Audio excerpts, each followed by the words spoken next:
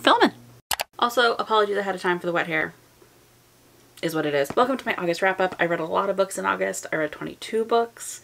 So I'm going to try and keep this as short and sweet as I can because I don't want to be here for an hour filming. But I'm going to do these in kind of order of rating, but there is going to be a little bit of jumping around because I read a lot of series where maybe the first one book was a higher rating than the other book. So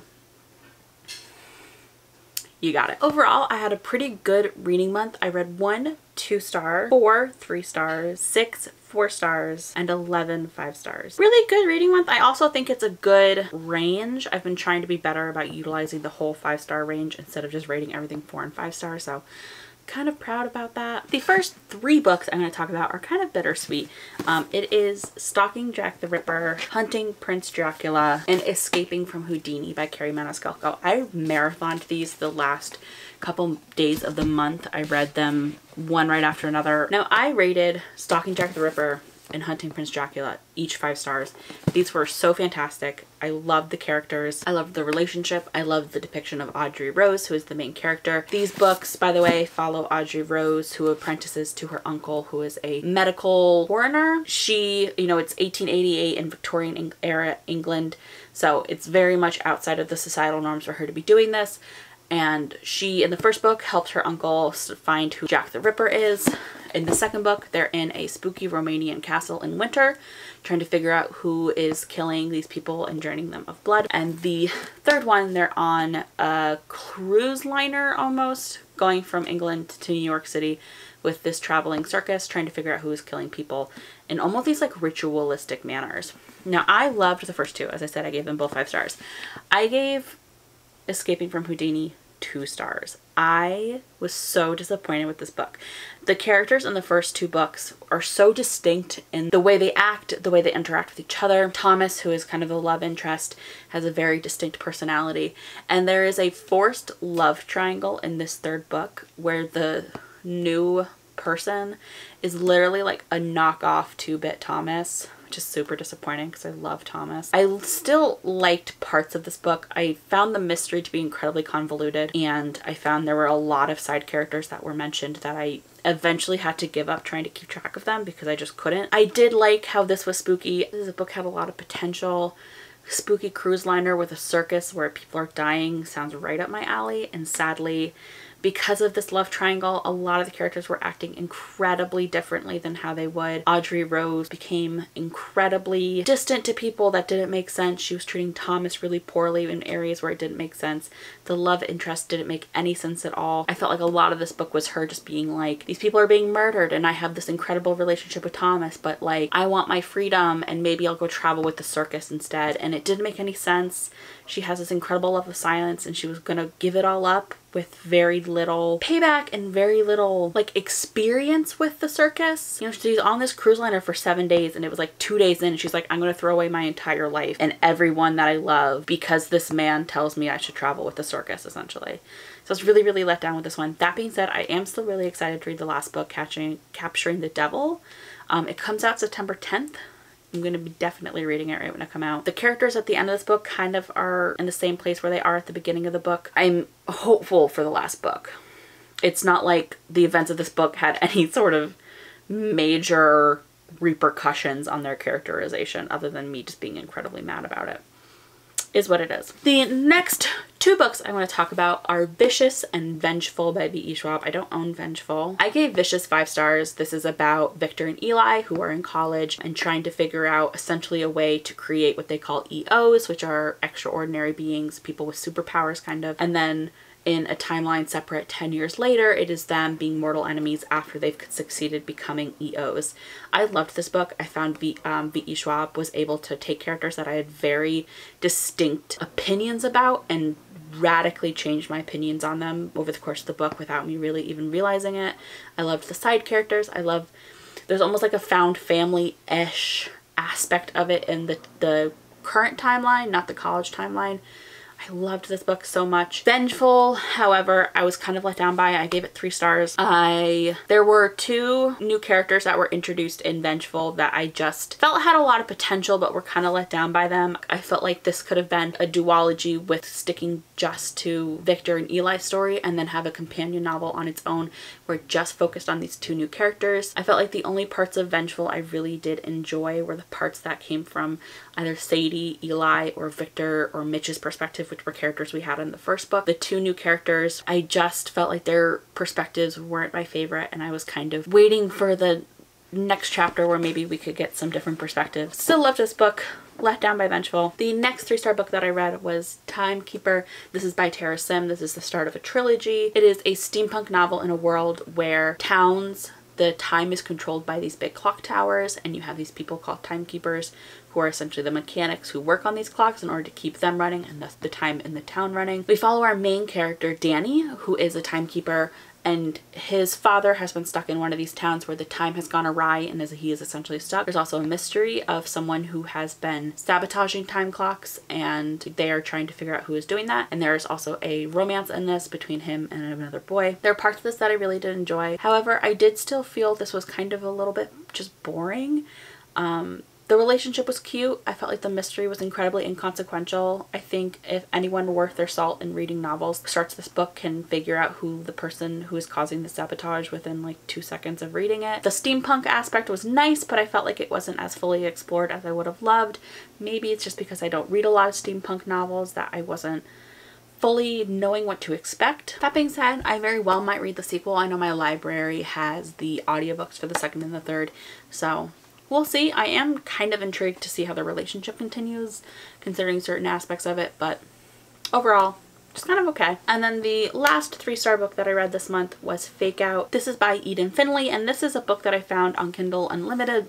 It's a male-male romance novel about 2 men. One is going to a wedding and essentially needs a fake date, so it's a fake dating trope. There are parts of this that I liked, parts of it were just okay. I found the writing to be kind of okay. The relationship was just kind of okay, but I did really like the discussions about sexuality.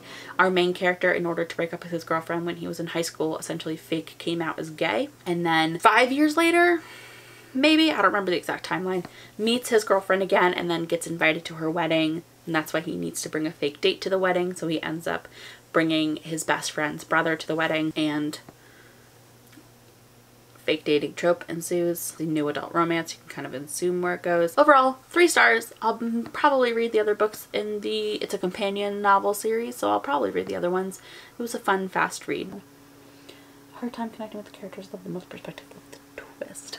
The first 4-star book that I read of the month was The Last Magician. This is by Lisa Maxwell. This is a fantasy novel, but this follows a main character, Esta, who has the power of time travel, and she essentially travels through time in order to steal stuff, and she is tasked with traveling back in time in order to steal this magic book that has all of these magic stuff in it. And things go awry. I really loved the magic system in this. Everyone has certain powers, but it's very mysterious. Very rarely do people come out and rightly say what magical power they have. Most of the time they keep it secret. I had a hard time connecting with the characters a little bit. I loved Esta, I loved Hart, who are the 2 kind of main focused characters, but the other side characters I felt I had just a hard time connecting with. Overall, a fun read. Loved the magic system. I loved the twist at the end, and I'm really intrigued to see where it goes.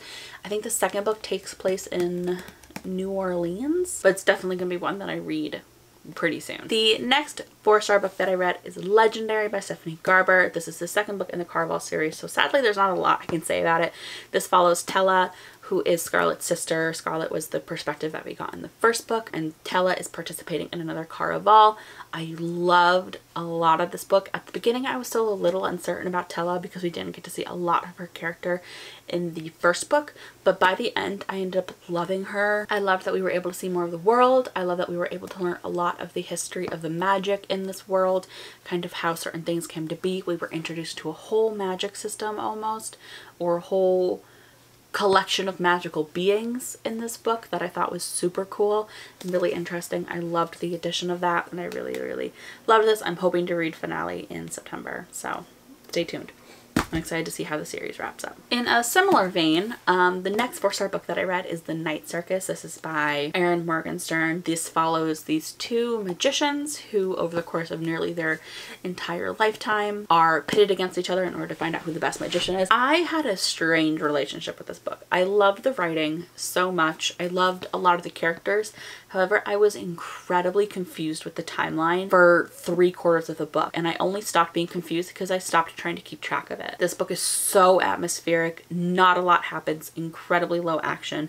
It's really an exploration of characters and setting rather than a plot-driven book, but I don't mind that. I love this writing so much, and I feel like this is a book that if I reread it, I would love it even more. I almost kind of want to do a reread of this in like October. I'm also really excited now for her next book, Starless Sea, now that I've read this book and I can kind of picture what to expect for that book. The next 4-star book I read is The Prince and the Dressmaker. This is a graphic novel by Jen Wang. This is about prince who likes to wear dresses and his dressmaker who makes him dresses.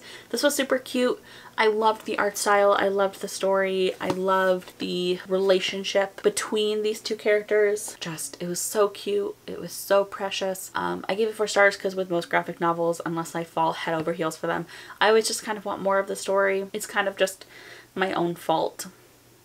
But I really loved this. The second to last 4-star book that I read is Archenemies. This is by Marissa Meyer. This is the second book to the Renegades trilogy, so not much I can say. This book picks up right where Renegades ends, following the same cast of characters. Renegades is about, it's a superhero book with two sides, the Renegades, which are the superheroes, and the anarchists, who are kind of the villains. And it's about an anarchist trying to infiltrate the Renegades in order to take them down from the inside. I gave this book 4 stars, whereas I gave Renegades, when I read it last month, 5 stars, because I felt like for the first half of this book not a lot happened, and I also felt like we didn't see a ton of development with characters. I still love the action. I still love a lot of the characters despite kind of not seeing a lot of development, and the last half of this book was a wild ride. I just felt like the first half of the book could have done with a little bit more substance. But it was still really fun, and Supernova comes out in November and I'm so excited to read it. The last 4-star book I read, and that will transfer into my 5-star books that I read, and that is A Darker Shade of Magic by V.E. Schwab. I also read A Gathering of Shadows by V.E. Schwab. This one I gave 5 stars. This book is about Kel, who is able to travel between these 4 Londons, Black London, White London, Red London, and Grey London, all of which have different kind of levels and relationships with magic. And he ends up pairing up with a girl named Lila Bard, who, in order to return this kind of dangerous magical relic to Black London, which has essentially been poisoned and destroyed by magic. I loved these books. These were so much fun. This is just pure fun reads. I loved the characters in the first book. I didn't connect with them a ton in the first book, which is why I ended up giving it 4 stars. However, in the second book, I loved getting to see Lila Bard's character develop over this book. I loved getting to see her get integrated into a world where she was previously unfamiliar with. I loved a lot of the characters that were introduced to this book, and I loved the found family aspect that Lila finds. I also loved getting to see Kel and Rye's relationship kind of adjust to the events of the first book. But I really, really loved this, and I'm really excited to see how the series ends up, considering how this book ended. The next 5-star book I'm going to talk about is 3 Dark Crowns. This is by Kendara Blake. This follows a matriarchal society where every queen gives birth to triplets who then are sent off to different areas of this island where they either become a poisoner, a naturalist, or an elementalist, and then they eventually have to fight to the death in order to become the next queen of this island. I loved this book so much. I feel like people either really, really love this book or really are kind of let down by it, because it definitely is very slow. There isn't a ton of action in this book, but I loved the characters. I loved the exploration of these different areas of this island. I loved getting to see kind of the expectations versus realities of these different queens, how the different areas of these island view certain queens, and how you then get to see this queen and how she actually is. I loved that. I don't know which queen I like the most. I have One Dark Throne, which is the next book in the series, and I'm really, really excited to read it. The end of of this book was crazy, and I'm really excited to see kind of how it all ends up affecting the future of the story. But I really loved this. I loved all the perspectives. I loved the world. I loved the magic. It was so good. The next two books that I have to talk about that are 5-star reads, these two, Winter and Cress, are the third and fourth book in the Lunar Chronicle series. The Lunar Chronicle series, after finishing these books, has probably become one of my favorite series of all time. It is fairy tale retellings in a sci-fi setting. I love the characters. I love this world. I love everything about these books. I genuinely cannot pick like a single thing that I dislike about these books. Cress was a great follow-up to Scarlet. I loved the awkwardness and kind of weirdness in the relationship between Cress and the main love interest in this book. And then Winter is maybe my favorite in the series. I loved Winter as a character so much. I just want to protect her with my entire life. I loved the friendship. I don't know if you could call it a friendship. I loved the dynamic between Winter and Scarlet. I love that this book is it's a long book. It looks deceptively short, but this book is like 800 pages. It's 827 pages, but it never dragged. It never felt like the plot was slow or things were unnecessary in this book. I'm so sad the series is over. I want 100 more books in this series. I also love that even though by the end of these books you have 8 main characters essentially plus a whole slew of side characters, all of the characters are incredibly distinct. I never had an issue of not knowing who a character was or getting confused between characters. I know it took me like 3 years to finally get around to the series, but I'm so glad I did. The next 5-star book that I read is Heartstopper. This is the second volume of it. This is by Alice Oseman. I love these so much. These are just so cute. And they make me so happy. I know for the most part I rarely give graphic novels 5 stars, but when I have a graphic novel that really touches me and I really see myself in, I often will give it 5 stars. The art style in this is super cute. The relationship is super cute. I loved so much of the development of the characters and the relationship in these.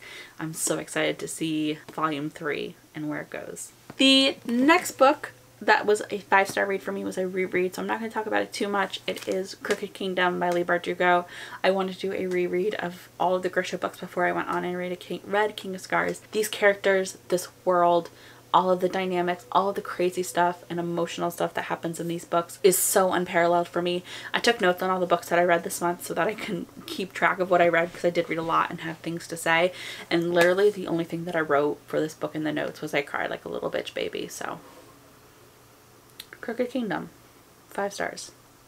I really want to reread it already. And then finally, the last 2 books that I read this month that were 5-star reads were Scythe and Thunderhead by Neil Shusterman. These were so good. I was nervous to buy into the hype. I don't read a lot of sci-fi. I don't read a lot of dystopian, utopian type books. So I was really nervous to buy into the hype on these. It is so warranted. The first book follows these 2 characters who essentially end up apprenticing to a scythe, who is a person who is able to take a person's life, because in this utopian society they've conquered death, and these 2 characters don't really want to become scythes, and they end up kind of going through the apprenticing process anyway. These books have such a way of messing you up and really taking an in-depth look at morality and mortality and the consequences of both, and how there is no such thing as a utopian society, because what do you have to do in order to get to that utopian society and also maintain that utopian society. I loved these so much, and I'm so excited for The Toll. The Toll is probably now my most anticipated book of 2019, especially after the ending of Thunderhead. And I loved Thunderhead because you got to see a lot of the Thunderhead, which is essentially this like AI type system that controls so much of this world. I loved getting to see kind of the inner workings of it. The ending of this book messed me up so badly. I'm so excited for The Toll. And that is everything that I read in the month of August. I read a lot of books. I hope next month is just as successful for me. We'll see. I have a pretty ambitious TBR that I'm hoping to put up. We'll see. Editing is a bitch and I fucking hate it, but it is what it is. But I hope you guys enjoyed, and I'll see you in my next video. Bye. I took these all back on my shelf now.